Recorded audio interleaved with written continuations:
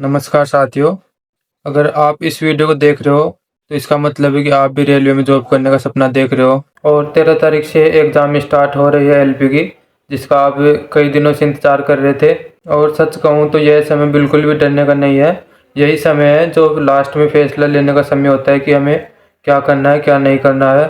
आपको आज इस वीडियो में 3 बातें बताऊंगा। पहली बात ये, अब लास्ट टाइम में 1 से 2 दिन में कैसे पढ़ाई करनी है।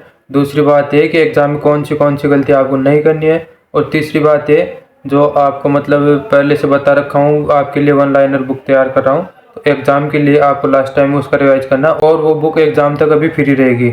और एग्ज़ाम टाइम में आपको एग्ज़ाम से डर लग रहा है तो डर लगना भी ज़रूरी है, क्यों आपने अब तक इतनी ईमानदारी से मेहनत की है। जो ईमानदारी से मेहनत करता है उसे ही डर लगता है, जो नहीं मेहनत करेगा उसको तो डरने की आवश्यकता ही नहीं है। तो आप डर रहे हो, ये अच्छी बात है, स्ट्रेस लेना है लेकिन इतना ज़्यादा भी स्ट्रेस नहीं लेना। ये एक नाम मात्र की एग्ज़ाम है और चयन सिर्फ उन्हीं का नहीं होता जो सब कुछ जानते हैं। चयन उनका होता है जो लास्ट टाइम में भी अपनी ईमानदारी से मेहनत कर रहे हैं और जो अंतिम दिनों तक हार नहीं मानते। अगर आपने ईमानदारी से मेहनत की है तो ये एग्ज़ाम आपका होगा। और अब हम बात करें तो जैसे किसी की 13 को एग्ज़ाम है तो आज 11 तारीख हो गई। तो जैसे मान लो आप नया टॉपिक स्टार्ट कर रहे हो तो नया टॉपिक बिल्कुल भी स्टार्ट नहीं करना है। जो पहले से नोट्स बनाए हो उन्हीं को बार बार रिवाइज करना है। जो टॉपिक आपके क्लियर है उनको मजबूत करना है। कोई भी चैप्टर नया तो स्टार्ट करना ही नहीं है आपको। जो पढ़ा हुआ है उसी को मजबूत करना है। अगर गलती से उसमें क्वेश्चन आते हैं तो उसमें गलत नहीं होनी चाहिए। और आपको टेस्ट तो शाम को एक लगाना ही है, जिसमें आपको ये पता रहता है कि मैं कहाँ पे ज़्यादा टाइम दे रहा हूँ और कहाँ पे मैं मिस्टेक कर रहा हूँ, जो एग्ज़ाम में मिस्टेक ना हो। उससे यहाँ पता चल जाएगा।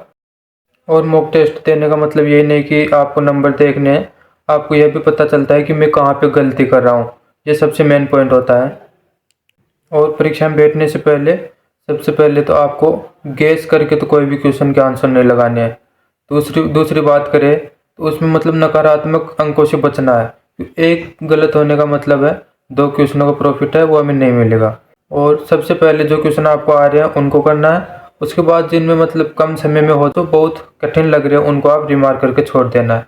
यदि लास्ट में टाइम मिलता है तो उनको करना है। और ऐसे भी बहुत क्वेश्चन रहेंगे जो आपको आएंगे लेकिन वो टाइम खाने वाले होंगे, तो उनको भी रिमार्क करके या फिर जो मतलब आपको रफ पेज देंगे उस पर नंबर नोट कर लेना है, जिससे आपको बार बार खोजना ना पड़े। नंबर देके डायरेक्ट उस क्वेश्चन पे चले जाओगे। एग्जाम में समय मैनेजमेंट बहुत मजबूत होना चाहिए। मतलब आप समय किसी क्वेश्चन में ज़्यादा दे रहे हो तो फिर नेक्स्ट क्वेश्चन के लिए समय कम पड़ेगा। तो यहाँ समय की सबसे बड़ी लड़ाई होती है। सबसे बड़ा हथियार समय मैनेजमेंट करना ही है। और आप बोल रहे थे कि भैया रिपीट भी होते क्या क्वेश्चन, तो जो मैथ की बात करें तो मैथ में जो पहले से मतलब दे रखे हैं, जो मैथ में पहले से तरीके दे रखे हैं उन्हीं तरीकों पे मतलब रिपीट होते हैं। और कुछ क्वेश्चन तो ऐसे भी मिलेंगे PYQ में जो सेम के सेम आपको देखने को मिलेंगे। और रीजनिंग की बात करें तो रीजनिंग में पैटर्न रिपीट होता है, बार बार पैटर्न रिपीट होगा। हो सकता है 1 से 2 क्वेश्चन हर बार नया देखने को मिलता है जिसमें पैटर्न चेंज होता है, लेकिन रीजनिंग में पैटर्न सेम चलता रहता है। जैसे NTPC है, टेक्नीशियन है, LP, सभी रेलवे के एग्जाम है तो इनमें पैटर्न सेम चलता रहता है, उसी को रिपीट कर करके दे दिया जाता है। और हम साइंस की बात करें तो मैं इतने दिनों से आपको केवल NCERT के लिए बोल रहा हूँ। 9th 10th की NCERT से आपको अब जैसे एग्जाम देने जाओगे CBT 1 तो आपको खुद को पता चल जाएगा NCERT से कितने क्वेश्चन आते हैं। तो केवल NCERT को अभी 2 दिन 3 दिन में आप अच्छे से रिवाइज कर सकते हो, कोई दिक्कत नहीं है। NCERT में इतना झमेला नहीं है, लेकिन आपको जो चैप्टर मतलब इसमें लग रहा है ये अच्छे से है तो उसको जल्दी जल्दी रिवाइज कर लेना है। और जिसमें ज़्यादा दिक्कत आ रही है उसको थोड़ा टाइम दे के रिवाइज कर लेना है, लेकिन NCERT को जरूर रिवाइज करके जाना, ये मेरी बात ज़रूर मानना आप। और बहुत सारे विद्यार्थी मेरे को पूछते हैं कि भैया लास्ट टाइम में हम कहाँ से पढ़े। तो जैसे आपको मैंने वादा किया था कि लास्ट टाइम में आपके लिए एक ई-बुक तैयार करूँगा, तो मैंने खुद आपके लिए ई-बुक तैयार की है और जो पूरी तरह से एग्ज़ाम ओरिएंटेड ही है, जो मतलब जिसमें पूरे PYQ क्वेश्चन ऐड किए हैं, वो भी वन लाइन में, जिसको आपको पढ़ने में बिल्कुल भी टाइम नहीं लगेगा, जिसको एग्ज़ाम के लास्ट टाइम में आपको रिवाइज करके ही जाना है। वो सिर्फ एग्ज़ाम के लिए ही मैंने आपके लिए बनाई थी, जैसे मैंने आपको वादा किया था पहले। और हम ई-बुक की बात करें तो उसके अंदर LP 2024-25 के PYQ दिए हुए हैं और उसमें टेक्नीशियन फर्स्ट और टेक्नीशियन ग्रेड 3 के क्वेश्चन है। उसमें JEE के भी क्वेश्चन दिए हुए हैं और जो सभी वन लाइनर में दिए हुए हैं। और सारे क्वेश्चन जो एग्ज़ाम ओरिएंटेड लेके ही बनाए गए हैं। और सबसे ज़रूरी बात, जैसे मैंने आपको बोला था कि LP की एग्ज़ाम तक बुक फ्री रहेगी, तो LP की एग्ज़ाम जब तक पूरी नहीं हो जाती ये बुक बिल्कुल फ्री रहेगी मेरे टेलीग्राम चैनल पे।